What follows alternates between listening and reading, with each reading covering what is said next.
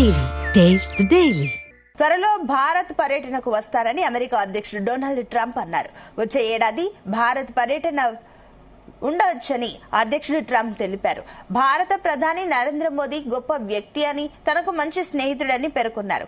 Bharat America వాణిజ్య సంబంధాల బలోపేతమే లక్ష్యమన్నారు Trump. ఇందుకు సంబంధించిన చర్చలు సానుకూలంగా జరుగుతున్నాయని వివరించారు. అమెరికా చెప్పిన విధంగానే రష్యా నుంచి చమురు కొనుగోళ్లను మోదీ క్రమంగా తగ్గిస్తున్నారని ట్రంప్ తెలిపారు.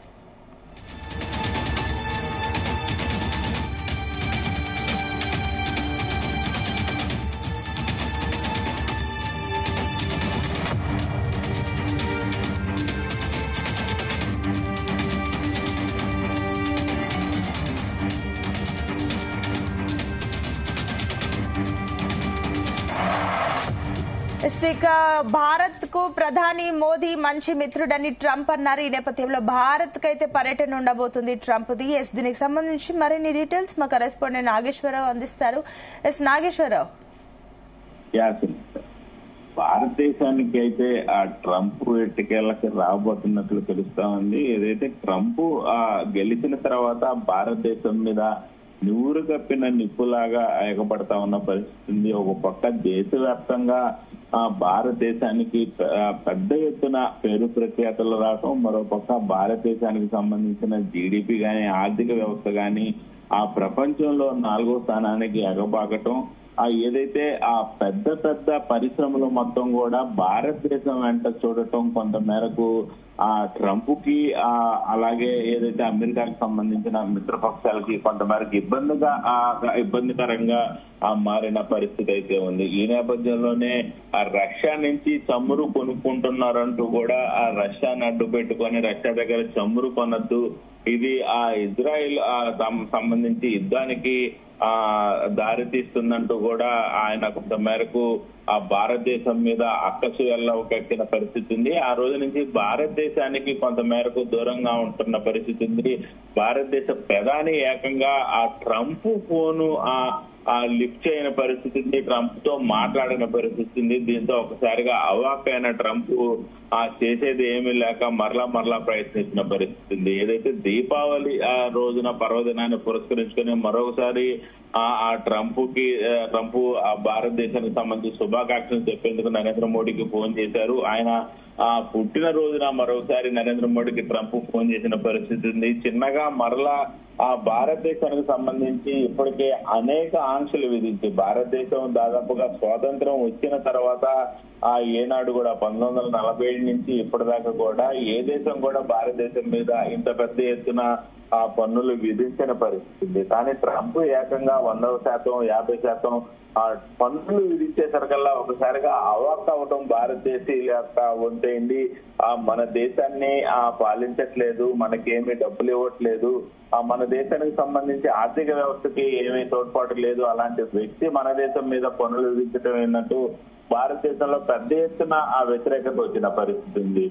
మొత్తానికి భారతదేశం మీద వ్యతిరేకత రావటం, భారతదేశంలో ప్రజలకి ఆ ట్రంప్ మీద వ్యతిరేకత రావటం, దీనికి సంబంధించి ప్రపంచ దేశాలన్నీ కూడా ట్రంప్ కి కొంత మేరకు హితబోధ చేశాయని చెప్పుకోవచ్చు. భారతదేశం మంచి మిత్ర దేశం, ప్రపంచంలో అతి వేగంగా ఎదుగుతున్న దేశం భారతదేశానికి దూరంగా ఉండటం, దూరంగా పెంచటం, దూరం చేసుకోవటం ఆ ప్రపంచ దేశాలకి మంచి భవిష్యత్తు కాదని సూచించటం, అలాగే సొంత దేశంలో అమెరికా దేశంలోనే అటుపక్క రిపబ్లికన్ పార్టీ కానీ డెమోక్రటిక్ పార్టీ కానీ ఈ రెండింటి పార్టీలకు సంబంధించిన ముఖ్య నేతలు అందరూ కూడా ఆయనకి భారతదేశం మీద మనం గొడవ పెట్టుకోవటం పైరం మంచిది కాదంటూ కూడా సూచించటం, తన సొంత పార్టీకి సంబంధించిన ఎంపీలు కానీ గవర్నర్లు కానీ ప్రతి ఒక్కళ్ళు కూడా భారతదేశానికి దూరం అయ్యే కొద్దీ అమెరికాకి కష్టాలు తప్పవంటూ కూడా హెచ్చరించిన నేపథ్యం. మొత్తానికి మరొకసారి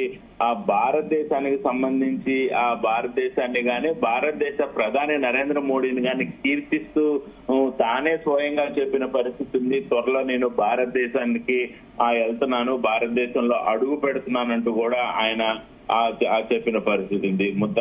భారతదేశానికి సంబంధించి డొనాల్డ్ ట్రంప్ పర్యటనగా సిద్ధమవుతున్నారని చెప్పడంతో ఒకసారిగా భారతదేశంలో ప్రజలందరికీ కాదు ప్రపంచం మొత్తం కూడా త్వరలో నరేంద్ర మోడీని ట్రంప్ కలవబోతున్నాడనే చర్చ పెద్ద ఎత్తున కూడా జరుగుతున్న పరిస్థితి ఉంది. అయితే ఈ యొక్క పర్యటన వచ్చే సంవత్సరంలో ఉండే అవకాశాలు కనపడతా ఉన్నాయి. ఈ నేపథ్యంలోనే ట్రంప్ ఇచ్చిన హింట్ ఆధారంగా భారతదేశానికి ట్రంప్ వస్తున్నట్లు కూడా మనకి తెలిసిన పరిస్థితి. ప్రధాని మోదీపై అయితే ఆయన మరొకసారి ప్రశంసల జల్లు కురిపించారు. భారత్ అమెరికా మధ్య వాణిజ్య చర్చలు కొనసాగుతున్న నేపథ్యంలో ట్రంప్ ప్రకటన చాలా ప్రాధాన్యత సంతరించుకుందని చెప్పుకోవచ్చు. ఇది ఖచ్చితంగా స్టాక్ మార్కెట్ మీద నేటి నుంచి రాబోయే 3 రోజులు కూడా తీవ్ర ప్రభావం కూడా చూపించి స్టాక్ మార్కెట్ కూడా పరుగులెత్తే అవకాశం కనపడతా ఉంది. అయితే భారతదేశంలో బరువు తగ్గించే మందుల ధరలను తగ్గించడానికి సంబంధించి ఆయన కొత్త ఒప్పందాన్ని ప్రకటించాడు. ఆయన స్వయంగా ప్రకటించాడు. ఈ సందర్భంగా నిన్న జరిగిన విలేకరుల సమావేశంలో ఆయన మాట్లాడుతూ ప్రధాని మోదీతో వాణిజ్య చర్చలు చాలా బాగున్నాయని, ఆయన చాలా బాగా జరుగుతున్నాయని కూడా తెలిపారు. మోదీ రష్యా నుంచి చమురు కొనుగోళ్లు చేయటం చాలా మడుగు తగ్గించేయటం తనకి ఆనందకరంగా ఉందని, అమెరికా దీన్ని చాలా సంతోషిస్తుందని కూడా చెప్పారు.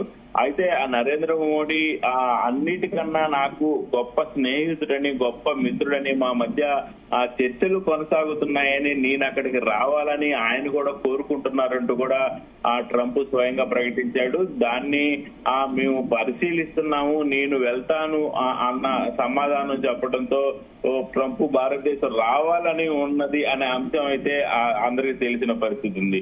ప్రధాని మోదీ గొప్ప వ్యక్తి అంటూ ట్రంప్ కీర్తిస్తున్న క్రమంలోనే వచ్చే ఏడాది భారత్ లో పర్యటించాలని మీరు ప్లాన్ చేస్తున్నారా అన్న విలేకరు అడిగిన ప్రశ్నకి ట్రంప్ బదులిస్తూ అలానే కావచ్చు అని ఆయన పేర్కొనడంతో ట్రంపే స్వయంగా భారతదేశంలో పర్యటించాలని చూస్తున్నట్టు తెలుస్తోంది. గతంలో భారతదేశంలో అమెరికా అధ్యక్షుడు పర్యటిస్తున్నాడు అంటే మొదటగా భారతదేశమే దానికి సంబంధించిన వివరాలు మొత్తం మీడియాకి రిలీజ్ చేస్తా ఉంటది. తర్వాత వైట్ హౌస్ కి కబురు చేస్తారు. తర్వాత వైట్ హౌసే స్వయంగా తర్వాత ఎక్కడైనా అమెరికా అధ్యక్షుడు ప్రకటించే అవకాశం ఉంది. కానీ దీనికి భిన్నంగా వైట్ హౌస్ ఎలాంటి ప్రకటన చేయకముందే ట్రంపే స్వయంగా భారతదేశ పర్యటన అని మాట్లాడిన మాట యావత్తు ప్రపంచాన్ని కూడా మరొకసారి ఆశ్చర్యపరిచిన ఘటన ఉంది.